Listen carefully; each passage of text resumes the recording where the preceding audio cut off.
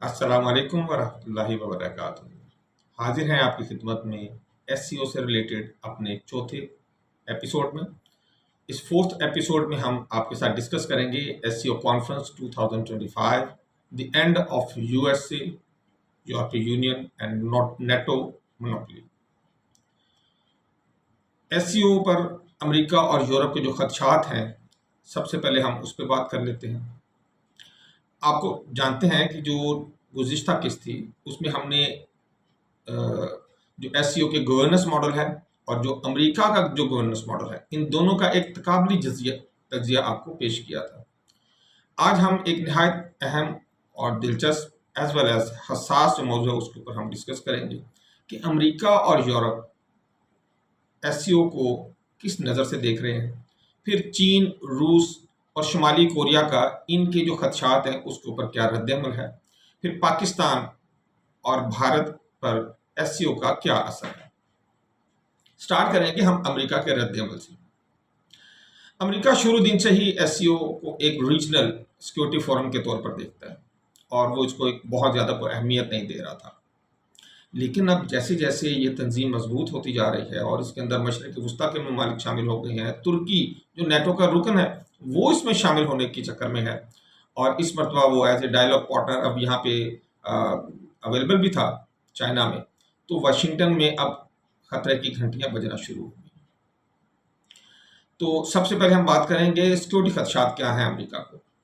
तो सिक्योरिटी खदशात जो हैं कि अमेरिका के मुताबिक एससीओ जो है ये नेटो के मुतबादिल के तौर पर उभर रही है, उन्हें ऐसे नज़र आ रहा है क्योंकि मुश्तरका फौजी मशकें, इंसदाद दहशतगर्दी का जो ढांचा इन्होंने डेवलप किया एससीओ ने, जिसको इन्होंने रैट्स का नाम दिया है, यानी कि रीजनल एंटी टेररिस्ट स्ट्रक्चर जो है, तो वाशिंगटन इसे एक पैरामिलिट्री ब्लॉक के तौर पर देख रहा है। फिर दूसरी बात यह है कि मुआशी खदशात भी उसे महसूस हो रहे हैं क्योंकि एससीओ की कोशिश है कि मकामी करेंसियों में तजारत हो जो कि डॉलर की आलमी बालादस्ती को चैलेंज करने के मुतरादिफ है। अगर एससीओ जैसे उन्होंने कहा है कि हम अपना बैंक लॉन्च कर रहे हैं, इसके बाद वो करेंसी की तरफ भी चले जाते हैं, फिर तो एक बना बनाया जो दुनिया में सिस्टम है करेंसी का जो कि डॉलर बेस है, वो सारे का सारा धड़ाम हो जाएगा। तीसरा जो खदशा है अमेरिका को वो है जियो पोलिटिकल खदशात का। एससीओ में चीन और रूस दोनों ममालिक शामिल हैं और जो बहुत बड़ा जोग्राफिया रखते हैं और यही वो दो ममालिक हैं जिन्हें अमेरिका अपना सबसे बड़ा स्ट्रेटजिक हरीफ समझता है। अब इसके बाद दूसरा देखें, पाकिस्तान इसमें शामिल, इंडिया इसमें शामिल, ईरान इसमें शामिल, सेंट्रल एशिया के ममालिक इसके अंदर शामिल हैं। तो इसका हुजूम तो अब बहुत बड़ा हो गया और अमेरिका को खदशा यह है कि ऐसे ममालिक कहीं मिलकर मगरबी मुखालिफ ब्लॉक की तश्कील न दे लें। अमेरिका के साथ साथ यूरोप को भी खदशात है, उनका रद्द-ए-अमल भी कोई मिलता जुलता ही है अमेरिका के साथ। यूरोप की तशवीह है कि यूरोप के लिए एससीओ एक ऐसा प्लेटफॉर्म है जो तवानाई की सियासत में उसके मफादात को मुतासिर कर सकता है क्योंकि यूरोप आपको पता है कि पहले ही ईंधन के हवाले से, फ्यूल के हवाले से प्रॉब्लम में है क्योंकि यूरोप को गैस और तेल की फराहमी पहले ही एक तनाज़ा बन चुकी है। एससीओ के ज़रिए ये असर मज़ीद बढ़ सकता है। रूस की तरफ से उन्हें अच्छा भला एक प्रॉब्लम फेस करना पड़ रहा है यूक्रेन की जंग के बाद, और अगर ये मशरक़ वस्ता के ममालिक भी एससीओ का रुकन बन जाते हैं तो उस सूरत में उन्हें जो तेल और गैस की दरामदात है उसके अंदर प्रॉब्लम आने का खदशा है। फिर जो दूसरा खदशा यूरोप का है वो ये है कि यूरोप की हिकमत अमली जो वो बना रहे हैं वो इस तरह के यूरोपीय यूनियन बज़ाहिर क्या करता है, ये तो खुलकर तनकीद नहीं करता एससीओ का क्योंकि उन्हें चीन से भी मफादात है, अच्छी भली इम्पोर्ट है उनकी चीन से और चीन के ऊपर वो डिपेंड भी करते हैं जैसे अमेरिका डिपेंड करते हैं। लेकिन सफारती सतह पर क्या करते हैं, वो एससीओ को एक गैर शफाफ ब्लॉक करार देते हैं। वो कहते हैं कि ये ऊपर से कुछ नज़र आते हैं, अंदर से ये कुछ और कर रहे हैं और हमें इनके ऊपर कोई खदशात हैं। यूरोपीय मीडिया में अक्सर एससीओ को चीनी असर और रसूख का हथियार भी कहा जाता है। बहरहाल ये तो थी इनके दोनों के खदशात, यूरोप के और अमेरिका के। और जो इसके बाद अगला सवाल पैदा होता है, क्या वाकई एससीओ मगरबी बालादस्ती को चैलेंज कर भी सकता है या ये उनकी सिर्फ खदशात ही हैं? आइए इस सवाल का हम जवाब देखते हैं। फौजी लिहाज से हम सबसे पहले देखें, एससीओ अभी नेटो का मुतबादिल नहीं है اور آپ بھی اس چیز کو جانتے ہیں کہ ابھی تو یہ بالکل ابتدائی سٹیج میں ہے. 9 ممالک ہیں، یہ 10واں ملک ان کے ساتھ ملنے والا ہے. 2 ممالک ان کے جو مبصر کا درجہ رکھتے ہیں اور باقی ڈائلاگ پارٹنر ہیں جو 10 ممالک ہیں. تو ابھی تو ہم اس کو یہ نہیں کہہ سکتے کہ نیٹو کا متبادل ہو سکتا ہے. ہاں یہ ہو سکتا ہے آنے والے 5-10 سال میں، کیونکہ ترقی کی رفتار چائنا کی اس قدر تیز ہے کہ وہ اپنے ساتھ بہت سے لوگوں کے ساتھ لے جائے گی. بہت سارا علاقہ اس نے اپنے ساتھ شامل کر لینا ہے. سنو بال ایفیکٹ ہے اس کا. جیسے سنو بال ہوتی ہے، چھوٹا سا ایک جہاں برف کے اوپر آپ چھوٹا سا ایک گولا لڑکا دیں اور اس کے بعد وہ اپنے ساتھ برف کو چپکاتے جب اینڈ کے پہنچتا ہے تو پتہ لگتا ہے کہ وہ اتنا بڑا ہو بن گیا. تو یہاں بھی یہ ایک سنو بال ایفیکٹ نظر ہمیں آ رہا ہے. ایس سی او میں ابھی ہمیں 7 ممالک نظر آ رہے ہیں. 1996 سے یہ سٹارٹ ہوا ہے. آپ اندازہ لگا لیں کتنے سال ہو گئے. 25 یہ لگا لیں اور 4 29 سال 29 ایئرس ہو گئے. اور اس میں صرف کیا ہے جی 10 ممالک ہیں. لیکن آنے والے جو مجھے 2030 تک کا اس کا نظر آتا ہے، مجھے تو یہ لگتا ہے کہ اس کے اندر مزید 15 ممالک اور شامل ہو جائیں گے. ہاں اس صورت میں یہ ایک بہت بڑا بلاک بن جائے گا جو واقعی نیٹو کا متبادل ہو سکتا ہے، لیکن ابھی نہیں ہے. اور اگر کبھی مشترکہ دفاعی میکانزم بنایا گیا تو یہ نیٹو کے لیے واقعی ایک چیلنج ہوگا. پھر مغربی بالادستی کو صرف یہ تو نہیں کہ فوجی لحاظ سے ہی ہم نے کوپ اپ کرنا ہے یا اس کا مقابلہ دیکھنا ہے. ہم تو یہ بھی دیکھیں گے کہ کیا معاشی لحاظ سے بھی یہ چین کو اپنا یورپ کو اور امریکہ کو ٹکر دے سکتا ہے اتحاد. اگر تو ایس سی او ممالک نے اپنا بینکنگ سسٹم ڈیولپ کر لیا اور اپنی کرنسی رائج کر لی تو یہ ڈالر کے لیے اور یورو کے لیے ایک بہت بڑا دھچکا ہوگا، کیونکہ دنیا کی تجارت کا تقریباً 40% تو یہ خود ہی اپنے اندر یہ سارا ایریا کر سکتا ہے. اس صورت میں یہ ان کے لیے بہت بڑا دھچکا ہوگا. سیاسی لحاظ سے اگر ہم دیکھیں جو تیسرا نقطہ ہے، ایس سی او جو ہے وہ عالمی گورننس میں ملٹی پولر یا جس کو ہم کثیر القطبی نظام کہتے ہیں اس کی طرف اشارہ کر رہے ہیں. یعنی کہ کوئی ایک سپر پاور نہیں ہوگی، یہ ملٹی پولر ہوگا، یعنی کہ ایک سے زیادہ سپر پاورز ہوں گی، اور جو مغرب کی یک طرفہ طاقت کو اور قیادت کو کمزور کرتا ہے یہ والا نظریہ. یہ تو تھا اب تک کا جو میں نے آپ کے ساتھ ذکر کیا، یہ یورپ اور امریکہ کا رد عمل تھا، ان کے خدشات تھے. پھر سوال تھا انہی خدشات کی بیس پہ کہ کیا واقعی ایس سی او کو ان کے لیے خطرہ ہے بھی یا نہیں. یہ تو ہم نے اپنا تجزیہ بھی دے دیا. دیکھتے ہیں کہ چین، روس اور نارتھ کوریا جو ہے وہ کیا اپنی بات کرتا ہے. چین نے بار بار یہ کہا ہے اور اس کا عمل بھی اس چیز کا غماز ہے کہ ایس سی او کسی کے خلاف نہیں ہے، بلکہ یہ سب کے ساتھ ہے. لیکن حقیقت یہ ہے کہ چین اسے اپنے بیلٹ اینڈ روڈ انیشیٹو یعنی کہ جو BRI ہے منصوبہ اس کا ہے، یہ اس کے ساتھ اسے جوڑ کر ایک عالمی نیٹ ورک جو ہے وہ ترتیب دیتا جا رہا ہے،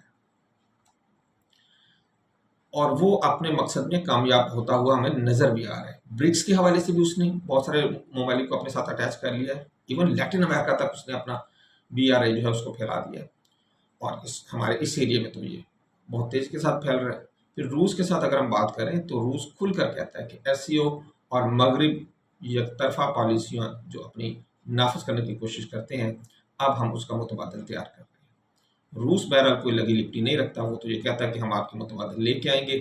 ماسکو کے مطابق یہ نیٹو کے توازن کے لیے ایک لازمی پلیٹ فارم ہے.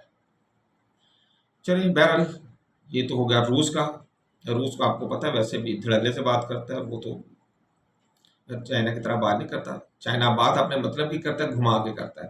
روس اپنے مطلب کی بات بالکل منہ پہ کرتا ہے، اور اس سے بھی زیادہ منہ پہ کرنے والا وہ ہے شمالی کوریا. اب اس کو دیکھ لیتے ہیں وہ کیا کہتا ہے. شمالی کوریا اگرچہ ایس سی او کا ممبر نہیں ہے، یہ یاد رکھیے گا، لیکن اس نے جو ابھی ریسنٹلی جو حالیہ بیانات ہیں اس نے کہا کہ ایس سی او جیسے پلیٹ فارمز ہی امریکی بالادستی کو توڑ سکتے ہیں. میں نے آپ سے کہا تھا یہ اس سے بھی ایک قدم آگے ہے. انہوں نے متبادل کا ذکر کیا، یہ تو کہہ رہے ہیں امریکی بالادستی کو توڑ سکتے ہیں. پیونگ یانگ کے نزدیک یہ تنظیم امریکہ کی سینکشن پالیٹکس یعنی کہ جو پابندیوں نکالنے کی انہوں نے سیاست بنائی ہوئی ہے، اور وہ ایک اپنا انہوں نے ایک ہوا کھڑا کیا ہوا ہے پوری دنیا کے اوپر، تو پابندیوں والی سیاست کے خلاف ایک ڈھال کے طور پر سامنے آئے گا. کیونکہ اگر اپنا بینکنگ سسٹم یہ لے آتے ہیں تو اچھا بھارت کی ہم پالیسی دیکھ لیں لگے ہاتھوں، تو بھارت یہاں پہ تو بھائی ڈبل منافقت والا کردار وہ تو خیر بنا ہی منافقت کی بیس کے اوپر ہے، تو ظاہر ہے ساری زندگی منافقت ہی کرے گا، بھارت سے ہمیں کوئی اچھی چیز کی امید تو ہے نہیں۔ یہاں بھارت کا کردار بہت دلچسپ ہے، ایک طرف وہ کوڈ کا حصہ ہے، ایک طرف وہ ایس سی او کا حصہ ہے۔ ہاں بھارت کوڈ کا حصہ ہے تو اس کا مطلب یہ ہے کہ یہ چائنا کے خلاف ہے، کیونکہ یہ علل اعلان آسٹریلیا، جاپان، بھارت اور امریکہ پہ مشتمل ہے کوڈ، جو کہ انڈو پیسفک ریجن کے اندر اپنا اس کی جو چائنا ہے اس کو وہ کاؤنٹر کرنے کے لیے بنایا گیا۔ اچھا دوسری طرف ہم جو ہے وہ جا کے اس کی گود میں بھی بیٹھتا ہے چائنا کی، نہیں سمجھ آتی کہ بھائی بھارت کو سمجھ ہی نہیں آ رہی ہے وہ ایس سی او کا حصہ بنے، برکس کا حصہ رہے یا امریکہ اور یورپ کا حصہ بن جائے۔ فی الحال تو اسے چتر دونوں طرف سے پڑ رہے ہیں، اور ایسے لوگوں کے ساتھ ہوتا بھی یہی ہے۔ روس اور شمالی کوریا کو اس سے کیا ملا ہے؟ دیکھیں روس کو ایس سی او کانفرنس نے روس کو یہ موقع دیا ہے کہ وہ عالمی سطح پر تنہا دکھائی نہیں دے رہا، اس نے اپنے آس پاس ڈھیر سارے ممالک دکھا دیے لوگوں کو، ہمارے ساتھ تو یہ ہے لوگ۔ یوکرین جنگ کے تناظر میں روس کو یہ پلیٹ فارم اپنی حمایت بڑھانے کے لیے مل گیا ہے۔ شمالی کوریا کو بالواسطہ فائدہ ہوا ہے، اگرچہ وہ ممبر نہیں، لیکن چین اور روس کے ذریعے شمالی کوریا کو سفارتی سپورٹ لازمی مل جاتی ہے۔ امریکہ کے مقابلے میں یہ تنظیم پیونگ یانگ کو ایک پالیسی سپیس دیتی ہے۔ پاکستان اور بھارت کے لیے کیا مواقع ہیں؟ پاکستان کے لیے یہ پلیٹ فارم سی پیک کے ذریعے ایک علاقائی کنیکٹیوٹی سینٹر کا بننے کا موقع مل رہا ہے پاکستان کو، جیسا کہ اعلامیہ میں بھی ذکر کیا گیا کہ پاکستان کو ایک کنیکٹیوٹی ہب بنایا جا رہا ہے مستقبل میں۔ بھارت کے لیے یہ پلیٹ فارم ایک امتحان ہے، کیونکہ اسے اپنے تعلقات امریکہ اور چین دونوں کے ساتھ بیلنس کرنے ہیں۔ پھر جعفر ایکسپریس اور بلوچستان میں دہشت گردی کی مذمت کی گئی ہے، جس سے بھارت کو بالواسطہ طور پر دہشت گرد گروپوں بی ایل اے اور ٹی ٹی پی وغیرہ کی پشپناہی سے منع کیا گیا۔ یہ جب ہم یہ کہتے ہیں نا کہ پاکستان کو علاقائی کنیکٹیوٹی سینٹر بنانے کی بات کی جا رہی ہے، تو یہ بات اصل میں یہ بات ہی تو چکتی ہے بھارت کو۔ بھارت کہتا ہے کہ پاکستان کو اس سے کوئی فائدہ نہیں ہونا چاہیے، کسی چیز کوئی بھی ایسی چیز جس سے پاکستان کو فائدہ ہوتا ہے یہ جل جاتا ہے۔ سینٹرل ایشین سٹیٹس تک اگر یہ جانا چاہتا ہے، چائنا تک بائی روڈ جانا چاہتا ہے، روس تک بائی روڈ جانا چاہتا ہے، تو پاکستان کے علاوہ اس کے پاس کوئی راستہ نہیں ہے، کوئی سے نہیں جانے دے گا۔ جب سے پاکستان بنا ہے 1947 سے لے کے آج تک یہ جل ککڑی کا کردار ادا کر کے اپنا بھی نقصان کر رہے ہیں۔ پاکستان کا کیا نقصان کر رہے ہیں؟ پاکستان کا نقصان ہی ہو رہا ہے، لیکن یہ اپنا نقصان کر رہے ہیں۔ دیکھیں یہ کب یہ سمجھتا ہے اس بات کو۔ بہرحال اس نے آنا ادھر ہی ہے۔ خلاصہ اگر میں آپ کے ساتھ بیان کروں تو امریکہ اور یورپ ایس سی او کو ابھی کھلے لفظوں میں تو اپنا مخالف نہیں کہہ رہے، لیکن ان کے بیانات اور پالیسیوں سے صاف ظاہر ہے کہ وہ اسے ایک متبادل عالمی نظام کا جنم سمجھ رہے ہیں۔ چین اور روس اس پلیٹ فارم کو آگے بڑھا کر دنیا میں کثیر القطبی توازن یعنی کہ ملٹی پولر بیلنس جو ہے وہ قائم کرنا چاہ رہے ہیں۔ سوال یہ ہے کہ آیا یہ توازن دنیا کو امن دے گا یا ایک نئے سرد جنگی ماحول کو جنم دے گا؟ کمنٹس میں آپ اپنی رائے ہمیں ضرور دیجیے گا۔ آپ اپنے اس چینل محمد فاروق بٹ کو سبسکرائب کریں، بیل آئیکن کو کلک کریں تاکہ آپ کو نئی ویڈیوز فوری طور پر مل سکیں۔ کل انشاءاللہ پھر 6:30 بجے ملاقات ہوگی 5ویں اور آخری قسم میں۔ تب تک کے لیے اجازت دیجیے گا۔ اللہ حافظ۔ السلام علیکم ورحمۃ اللہ وبرکاتہ۔